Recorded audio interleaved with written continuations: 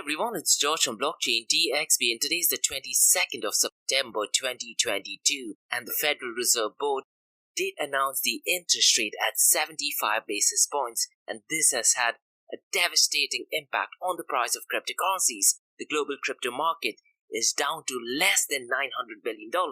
As a matter of fact, it is at $896 billion. Not just the cryptocurrency market, the entire stock market has gone down. And this ideally should not be a surprise because a lot of the financial experts and gurus were expecting that the interest rate would be at 75 basis points. But in spite of that, the global cryptocurrency market has gone down. And in today's episode, when we look at the price, I'll be discussing how it has impacted the price of Bitcoin, Ethereum, and quite a lot of other things as well. And in today's episode, we'll also discuss the impact of this interest rate on other countries such as Hong Kong. We'll also look at South Korea and Japan. And Seeking Alpha, one of the leading publications, has also mentioned that Bitcoin and Ethereum has seen extreme volatility. Now, one thing to note is tomorrow there is Cardano's hard fork, so it's going to be really interesting to see the price of Cardano, if it's going to pump or it is going to dump.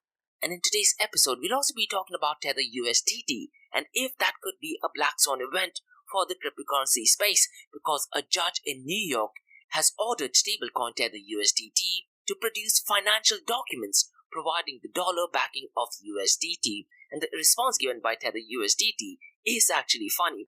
In today's episode, guys, I'm also going to be ending the episode on a positive note. So OpenSea, which is the largest NFT marketplace, they have a couple of amendments and all of these are extremely positive. Now regarding UAE, I have two news as well. And the first news is about the royal family of Dubai company called Seed Group, and they have partnered with CoinCorner to facilitate Bitcoin transactions. Now what I really like is that they're also focusing on Bitcoin Lightning Network as well. So definitely brilliant. And the second news is about Blockchain DXB, and what I plan to do is in the month of October, I plan to host a series of different events from Bitcoin to Ethereum to NFTs, central bank digital currencies, stablecoins, Metaverse, and quite a lot more. So in today's episode, I'll go ahead and explain and give basic information of what these sessions are going to be all about. So let's kickstart today's episode. So welcome everyone, it's 18 here in Dubai and you're listening to Crypto and Coffee at 8, where we cover top news and information pertaining to Bitcoin, blockchain, beyond blockchain, cryptocurrencies, NFTs, DeFi, and Metaverse. And how the series of episodes on the Crypto and Coffee at 8 works is, we usually cover some top news and information pertaining to the price of cryptocurrencies, some major breaking news, occasionally short and sweet news as well. News that has an impact in the cryptocurrency world. The other two news and information is related to Dubai, UAE and Middle East in the world of Bitcoin, blockchain, beyond blockchain, cryptocurrencies, NFTs, DeFi and Metaverse. And this is followed by Ask Me Anything series, where you listeners can ask any questions from the cryptocurrency world. And guys, tomorrow, that is Friday, I have an episode called Metaverse Everything, where we solely focus on Metaverse, so please check out those episodes as well. The format for Metaverse Everything podcast is completely different, and guys, what I tend to do is on my LinkedIn profile, I tend to publish a daily and a weekly report, so please follow me on LinkedIn. My LinkedIn profile is in the show notes below. Alternatively, you can also go to the Blockchain DXB website and search for the blogs under the crypto blog section. Now before we kickstart today's episode, I have an important message, so check this out. Firstly guys, Startup.to is global one-tech platform for tech. It offers global high-paying tech jobs with flexibility in working time and location, global free tech events, and tech networks to connect with global like-minded engineers. A brilliant platform to listen to the tech experts in Metaverse and to grab their insights. Now listen, all you have to do is download the app Startup.to. If you're using an Android version, go to Google Store and App Store for iOS devices. Alternatively, you can also click on the show notes below to download Startup.to. Next, guys, listen, if you're into fitness, if you're into adventure, if you want to do something wild but still want to keep your health in check, there is a new podcast in town, a podcast focusing on obstacle course race in the Middle East. The podcast is called Rise in the Obstacle Course Race, and Rise in the Obstacle Course Race podcast is a peer-to-peer community-driven podcast where they talk all about obstacle course race in the Middle East, from Sandstorm to Spartan Race, from Tough Mudder to Desert Warrior Challenge, and also the Government Gov Games, and quite a lot more. The podcast has interviews with athletes locally and internationally to get inside scoop on how athletes prepare for obstacle course race. In the podcast, they also talk about interesting stories on why they are motivated to do obstacle course race. And that's not all. They also plan to release 7 NFTs. And these NFTs are no ordinary. These NFTs will represent every emirate in the UAE. And listen guys, these NFTs are going to be absolutely massive. So do one thing, go to Spotify, go to iTunes, go to any leading podcasting platform and search for Rise in the Obstacle Course Race podcast. Next, Vertex Events have organized the first ever blockchain summit in the history of the World Expo on 10th to 11th of October 2021 at Dubai Expo 2022. Now they are planning to organize a 2 days blockchain summit in 2022 on the 14th and 15th of October at Grand Hyatt Dubai UAE. And Blockchain Dubai Summit is one of the most innovative and interactive summits in the Middle East. Industry leaders from the world of blockchain, digital assets will gather to discuss advantages of blockchain, crypto, DeFi, NFT and Metaverse, a brilliant event to network with leading personalities in the space.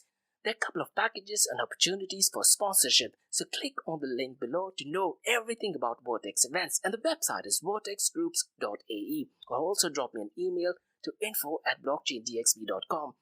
And finally guys, not your keys, not your crypto. If you have dabbled with cryptocurrencies and now are seriously getting to protect your cryptocurrencies, there is no better way to protect it by using a hardware wallet, and this is where Ledger Wallet kicks in. And Ledger Wallets are hardware cryptocurrency wallets made by Ledger, a company headquartered in Paris, France. And Ledger's hardware wallets are multi-currency wallets that are used to store private keys for cryptocurrencies offline. And Ledger offers 2 hardware wallets, the Ledger Nano and Ledger Nano X wallets. They are world-class experts with extensive crypto security backgrounds. They continuously look for vulnerabilities in Ledger products in a constant effort to improve the level of security. Now, in today's world, securing these digital assets is a critical challenge, and this is where Ledger kicks in. So click the link below to buy your hardware wallet and support this podcast. It is a brilliant way to support this podcast. So what are you waiting for? The link is in the show notes below. So now, since you've looked at the nitty-gritties, let's look at the price of cryptocurrency. Now, ever since Jerome Powell announced the interest rate, the global crypto market has gone down and it is currently at $896 billion. So 2022 is definitely one of the worst years for Bitcoin and for cryptocurrencies. And since the last 24 hours, it is down by 1.48%. The total crypto market volume over the last 24 hours is $92.77 billion. It has increased by 39.06%. So when the global cryptocurrency market volume increases and if the global crypto market cap goes down, it just means one thing, that there is a lot of selling going on. So the bearish time is definitely here. Now the total volume in DeFi is currently down to $5.61 billion and the total value locked in DeFi is $53.03 billion. Now out of this, MakerDAO accounts for 13.53% and $7.17 billion has been locked in the MakerDAO protocol. Now DeFi accounts for 6.05% of the total crypto market 24-hour volume. The volume of stablecoins now is at $84.03 billion and Tether USDT is at $66.88 billion. And guys, in today's episode, I'm going to be talking about Tether USDT. Unfortunately, it is not positive news about the stablecoin. And USDC's volume is $6.3 billion and Binance USD, the volume is gradually going up. And as of today, it is at $9.9 billion and the volume of stablecoin accounts for 90.58% of the total crypto market 24-hour volume. Now let's quickly compare the market share, 24-hour trading volume and dominance of Bitcoin and Ethereum. Bitcoin's market share is $358 billion and Ethereum's dominance for some odd reason post the merge is gradually going down and it is currently at $154 billion. So well past below the 50% market share of that of Bitcoin, and the 24-hour trading volume of Bitcoin is $49 billion, whereas Ethereum's 24-hour trading volume is $21.9 billion. The dominance of Bitcoin is 39.45% and Ethereum's dominance is 17.09%. Now let's quickly look at the price of the king of all kings, that is Bitcoin. Bitcoin is currently at $18,690 and since the last 24 hours it is down by 1.34% and since the last 7 days it is down by 7.09%. Ethereum is currently at $1,260. Since the last 24 hours it is down by 5.49% and since the last 7 days it is down by 21.78%. So the whole merge news for Ethereum has taken the price of Ethereum ridiculously down. It's down by 21.78%, and most importantly, it's down after the merge. And Binance Coin is currently at $265. Since the last 24 hours, it is down by 0.65%, and since the last 7 days, it is down by 3.55%. So before we start today's episode, the quiz that I have for today's podcast is, one of the CEO of the top cryptocurrency exchange has stepped down. And I'll just give you one hint. That exchange is considered to be the oldest cryptocurrency exchange in the world. So if you know who the CEO is, or rather who the former CEO was, mention that in the comments below. And he's currently still on board as a board chair. And he has stepped down as a CEO. And you should definitely be knowing this person because he's been involved in Bitcoin going back to 2011. Now let's go back to today's episode. Federal Chair Jerome Powell did go live via YouTube, and he did actually announce 75 basis points as the interest rate hike. And in that video, he actually did give very valid reason as to why he's increasing the interest rate. Now what I would really recommend you guys to do is go to YouTube and watch the entire video. The entire video is roughly around 30 to 40 minutes long. The first 20 odd minutes, he's giving his reasoning as to why he has increased the interest rate. But the problem starts when there's a question and answer session. So the reporters did ask him a lot of questions, and based on the answers that he gave, it does look like for the next couple of months, he will continuously be increasing the interest rate. So it is going to be extremely difficult for the inflation numbers to go down, probably for the next 2 years or so. Now what do you guys think? The Federal Reserve Board increasing the interest rate, will that have a negative impact on the price of Bitcoin and cryptocurrencies? And there is a very high possibility because as the rate increases, it becomes extremely difficult and more expensive to purchase Bitcoin and Ethereum. But the US is left with no other option as well. The only way the prices would go down is if the inflation numbers goes continuously down, and the target for inflation, which Jerome Powell constantly keeps saying, is 2%. And based on the interview, it looks like it might be at least in a couple of years by when the US will touch an inflation of 2%. Now this news of Federal Reserve Board increasing the interest rate to 75 basis points did have a negative impact on Hong Kong as well. And CNBC article reported that the stocks fell 2% after the Federal Reserve Board decided to increase the interest rate. And this had a cascading effect on Japan, South Korea, China. But luckily in Australia, the market was closed because apparently there was a holiday in Australia. But it's going to be really interesting what happens to the stock market tomorrow. And Seeking Alpha has also provided a brilliant article which talks about how Bitcoin and Ether went sideways while the presentation was going on. But after a few hours, the price completely fell down. And one of the analysts called Marcus Sotiruo, who's the analyst for Global Block, he has stated that the raising interest is negative for crypto as it becomes expensive to borrow. And it's pretty basic. The more interest rate is increased, it becomes extremely difficult for us average individuals to go ahead and buy Bitcoin and cryptocurrencies. So it's going to be really, really interesting to see how this entire narrative thing plays out. My question is, will the interest rate have an impact on Metaverse as well? And this is something which I'll be talking in tomorrow's episode. Now guys, let's talk about Cardano. There's a massive event taking place tomorrow, a hard fork and an upgrade called as the Vassal upgrade. And the Cardano's upgrade is still scheduled to take place despite the price going down. Now I'm looking at the price of Cardano. Since the last 24 hours, it is down by almost 4%. But Cardano is definitely receiving support from its community. And Ledger Wallet, they actually mentioned via Twitter that they are ready for the Vassal upgrade tomorrow. So guys, what is your expectations for the upgrade? Now historically, buy the rumor, sell the news always works, especially for hard fork and for any other news. But the cryptocurrency market is down. Cardano's price any which way is down, and they have an event coming up tomorrow. So what's going to happen to the price of Cardano's ADA?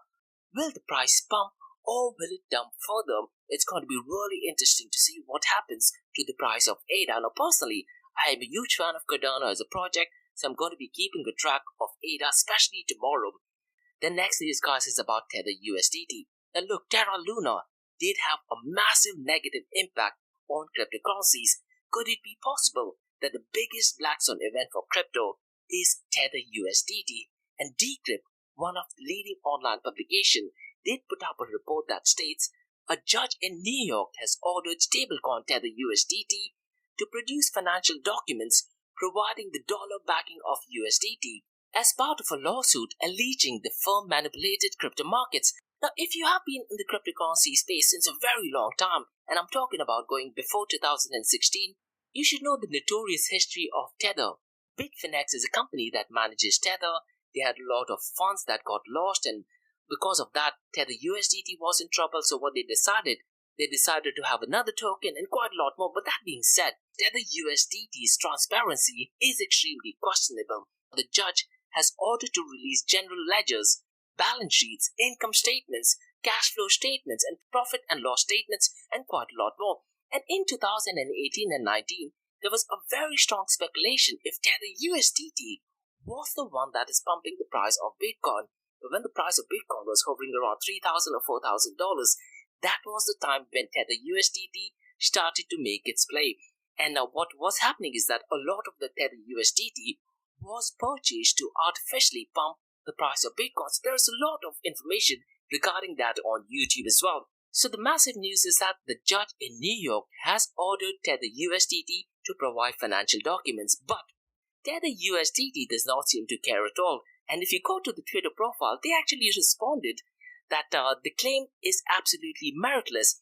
And they have also put up a link. And when I tried to click that link, I thought they might be giving a really long explanation as to why it is absolutely meritless.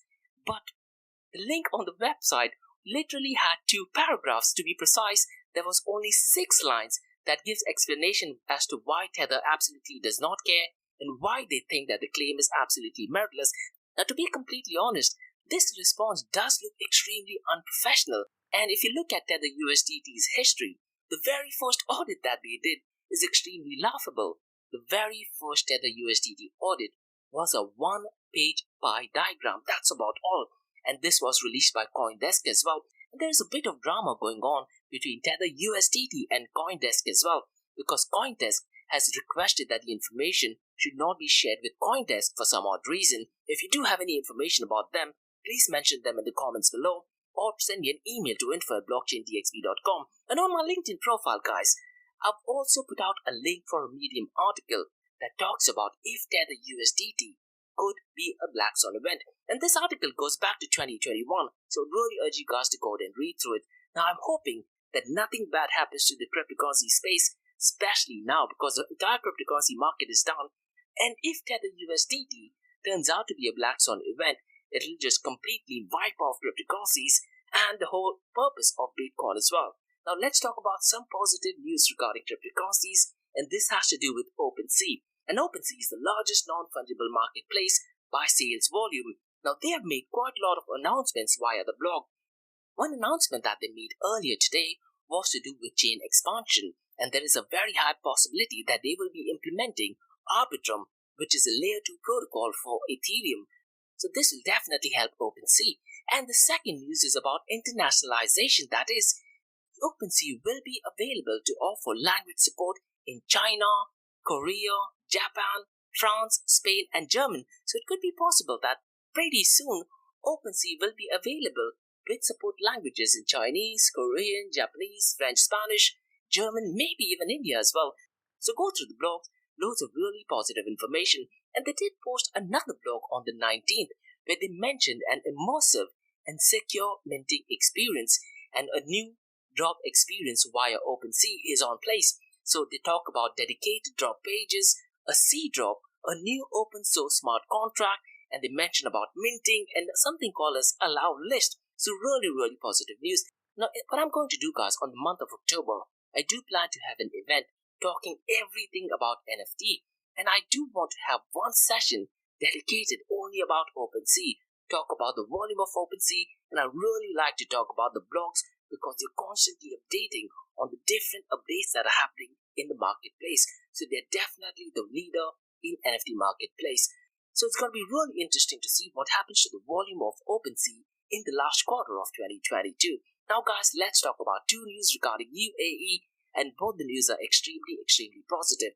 So the first news is that the royal company of Dubai company Seed Group has partnered with CoinCorner to facilitate Bitcoin transactions in the UAE. Now let me try to explain to you guys what is Seed Group. A Seed Group is a company of the royal family of Dubai, and it is a Dubai-based company active in channelizing innovation and the latest technology advancements towards a better future.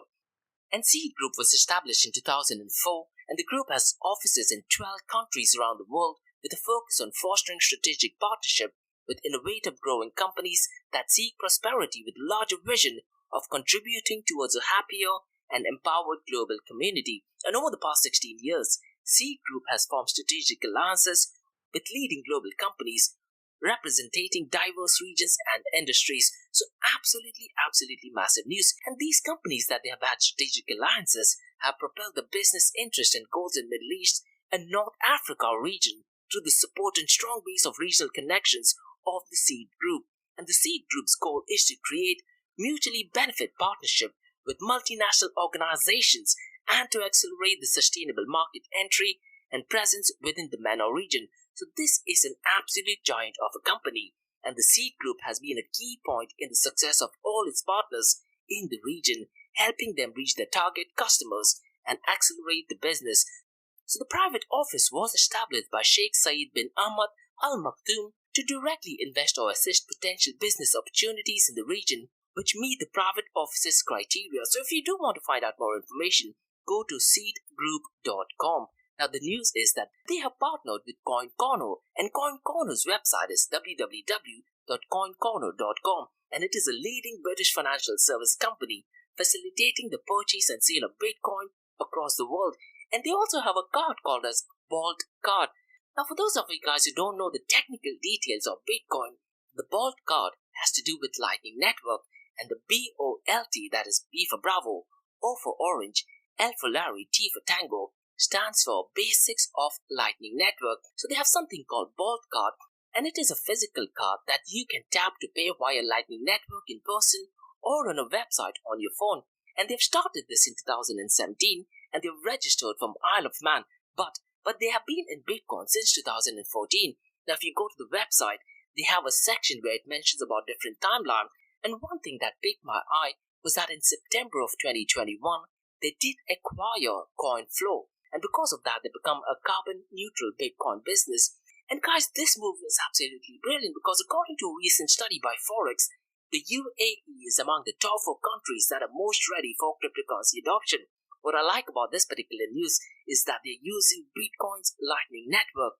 And if you've been listening to my podcast, I've often been saying that Bitcoin Lightning, not blockchain, is a narrative which is definitely growing in the Bitcoin community and also in the blockchain and cryptocurrency community as well. And in Dubai, with a growing number of blockchain startups and favorable legislations and taxation policies, digital currencies is fast becoming popular in the region. And the UAE's crypto market is the 3rd largest in the Middle East with a transaction volume of about $26 billion. So Seed Group and CoinCorner will definitely boost the adoption at a much faster scale. So the news is that Seed Group partners with CoinCorner to facilitate Bitcoin transactions in the UAE. And as part of the agreement, Seed Group will help CoinCorner expand its operation in the Emirates and the wider Middle East, reach the right audience, access the top decision makers in the governments as well as private sectors, and market the Bitcoin transaction solutions and Lightning services effectively in the region. Absolutely brilliant use case of using Lightning Network for Bitcoin's adoption. And the fintech company, on the other hand, will focus on establishing a user-friendly platform where UAE residents can buy, sell, send, receive, and store Bitcoin, besides offering local business solutions to deal in cryptocurrencies. And CoinCorner's partnership with Seed Group will give it access to one of the fastest growing economies and further opportunities to reach out to prospective clients based in the Middle East, Africa, and Asia regions. So definitely bullish news so far as Bitcoin is concerned. And Hisham Al Ghurq, who's the CEO of Seed Group and the private office of Sheikh Zayed bin Ahmad Al Maktoum, said, apart from individuals, a large number of companies are ready to embrace Bitcoin and other digital currencies as a legal tender for future transactions. The UAE wants to offer a growth-oriented environment to fintech companies by establishing an ecosystem for digital currencies. Companies dealing in cryptocurrencies hold huge potential in the Emirates digital economy. Now guys, to be honest, I'm really happy with this news. A, it is to do with Bitcoin, and B, they are doing that with CoinCorner that is focusing on Lightning Network. One thing again guys, which I keep saying often is Lightning Network, not blockchain, is the narrative which is definitely building momentum in the Bitcoin, cryptocurrency, and the blockchain space. And Danny Scott, who is the co-founder of CoinCorner, has said, "We are pleased to enter into a mutually beneficial partnership with Seed Group. The collaboration will help propel our business, interest, and goals in the MENA region through the group's support and a strong base of regional connections. We are committed to making Bitcoin transactions the new normal in the UAE with the help of our unique solutions facilitating instant and frictionless payments." So definitely brilliant news. What I'm really going to do is I'm going to drop a message to Danny Scott and the CEO of Seed Group and try to see if I can get them on a podcast. I would absolutely love to talk to them in my podcast. Now guys, let me talk about the second news for today, and that is a list of events that I plan to have in the month of October. So what I'm going to do is I'm just going to share a list of events that I plan to have in the month of October, and it's going to be really extremely busy and a productive month for Blockchain DXB. So the purpose of these events is to educate the people of Dubai, UAE, and Middle East. So I want to have a session on Bitcoin, Bitcoin Lightning Network, blockchain, beyond blockchain, cryptocurrencies, NFTs, stablecoins, central bank digital currencies, Metaverse, and I'll also have sessions on newer and upcoming technologies. So in the month of October, I'm going to have a Bitcoin beginner's guide, and the topic for that session is understanding Bitcoin Lightning Network and Lightning Network, not blockchain, a new narrative which is building in the cryptocurrency space. The third event that I want to have is Pestle, our analysis on Bitcoin, that is political, economical, social, technological, legal, environmental, religious analysis on Bitcoin. So it's called as Pestle, our analysis. I'm also going to be having an Ethereum beginner's guide, which I tend to have it every month, and I'm going to be discussing if Ethereum will be ultrasound money. And the fifth session that I plan to start from the month of October is Basics of Blockchain Technology, and I'm going to have a two-part series, so it'll be called as What is Blockchain, and explore the different blockchain protocols. And the sixth session that I plan to have in the month of October is cryptocurrencies. Now what I want to do is I want to have at least a 5-part series, maybe break down these series into 20 minutes each. And I'm going to be breaking down the series into the future of money, and I'll be exploring privacy coins, stable coins, and more. And I'm also going to have one session on Pestle, our analysis on cryptocurrencies. Now Bitcoin is completely different and cryptocurrencies will be completely different. The seventh session that I want to have is about NFTs, that is non-fungible token, and it'll be called as What is NFTs and its impact on the economy. And the eighth one is stable coins. Now listen guys, stablecoin is taking a majority chunk of the cryptocurrency volume. One thing which I mentioned even in today's episode is that the volume of stablecoins is well over 90%. So I've decided in the month of October to have a two-part series, and the session is going to be called What is Stablecoins? The good, bad, and the ugly side of stablecoins, and this is taking a jab at Tether USDT and also Terra Luna. And the ninth session is Central Bank Digital Currencies, where I'll be talking about the basics of CBDCs, the threats to freedom and its use case in the Metaverse. And finally, the 10th session is Metaverse, and I plan to have 2 sessions every month.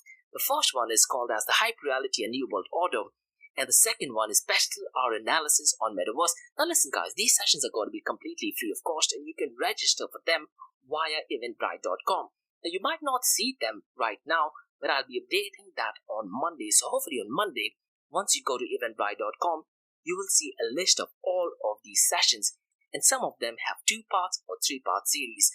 So that's all for today guys on the Crypto and Coffee at 8 from Blockchain DXB. In case if you have any feedback or suggestions, please drop me an email to info@blockchaindxb.com and check out my website, that is www.blockchaindxb.com. And tomorrow, I'm also have a Metaverse Everything podcast, and the website for that is area2071.com. And listen guys, if you like listening to this podcast, please click on the follow button, give it a 5-star rating, and share the word across. Now for the next few minutes, it's going to be an Ask Me Anything series, where you listeners can ask any questions regarding Bitcoin, blockchain, beyond blockchain, cryptocurrencies, NFTs, DeFi, and Metaverse. So let's kickstart with the Ask Me Anything series.